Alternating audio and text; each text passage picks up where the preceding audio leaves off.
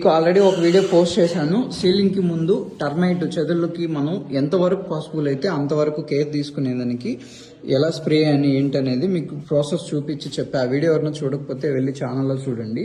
ఇప్పుడు ఇది చూస్తున్నారు కదా, ఇది ఒక హై పవర్ ఉన్న చెదల మందండి. దీన్ని వాటర్లో మిక్స్ చేసుకొని హౌస్ అంతా మనం before interior wood work start చేసే ముందు మొత్తం ఈ స్కటింగ్ టైల్స్ ఉంటుంది కదా, ఇక్కడ మనం డ్రిల్ వేసేసి ఎక్కడెక్కడ వుడ్ వస్తుందో ప్రతి చోట మనం దీన్ని వాటర్లో మిక్స్ చేసుకొని మనమైతే టర్మైట్ ట్రీట్మెంట్ చేపిస్తాం. లోపలంతా ఇల్లంతా ప్రెస్ కంట్రోల్ చేపించిన తర్వాతే ఇంటీరియర్ అనేది లోకేష్ ఇంటీరియర్ స్టార్ట్ చేస్తుంది.